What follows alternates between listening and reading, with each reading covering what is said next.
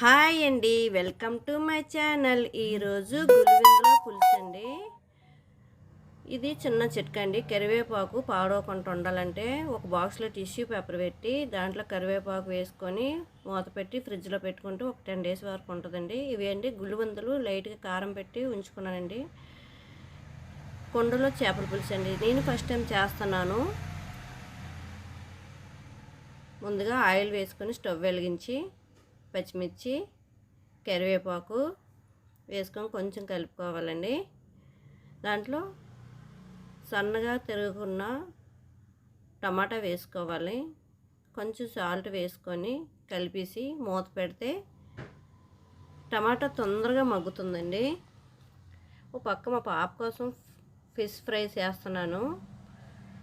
చూసారా, టమాటా మగ్గిపోయింది కదా. ఇది మసాలా అండి. ఉల్లిపాయ, వెల్లుల్లి, అల్లం, గరం మసాలా, ఆవాలనండి పేస్ట్. ఈ పేస్ట్ ఉంటే కదండి పులుసు కూడా చాలా టేస్టీగా ఉంటుంది. వేపుకొని కొంచెం అటు ఇటు వేపుకున్నాక కారం వేసుకోవాలండి.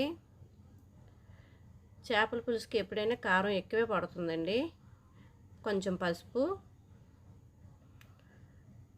వేసుకున్నాక కొంచెం కలుపుకొని ఒక 2 minutes మూత పెట్టి ఉంచుకోవాలండి.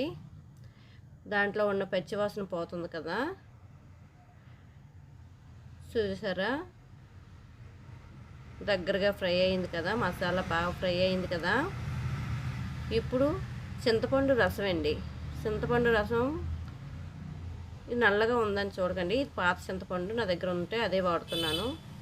పాత చింతపండు పులుసు అయితే ఇంకా టేస్టీగా ఉంటుందండి. మనకి ఎంత పులుసు కావాలో అంత వేసుకోవాలండి.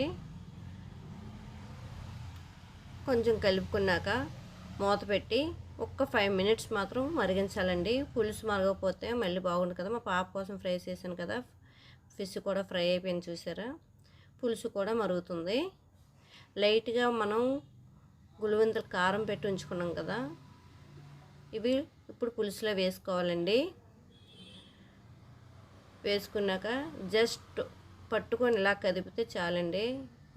గరిటె పెడితే చేప ఇరిగిపోతుంది కదండి. చూసారా ఎలా మరుగుతుందో. దగ్గరగా అయింది కదా. ఇప్పుడు కొత్తిమీర వేసుకోవాలండి. లాస్ట్లో కొంచెం కొత్తిమీర వేసుకుంటే పులుసు టేస్ట్ కూడా వస్తుందండి. అంతేనండి, దగ్గరికి అయిపోయింది. చూసారా, చేపల పులుసు. కొండలో చేపల పులుసు ఫస్ట్ టైం చేశానండి. ముక్క కూడా ఎరగలేదు, చాలా టేస్టీగా వచ్చిందండి. మీరు కూడా ట్రై చేయండి ఫ్రెండ్స్. మా పాప కోసం ఫ్రై చేసిన ఫిష్ కూడా చాలా బాగా ఫ్రై అయిందండి. Thank you watching. Thank you అండి. Please subscribe.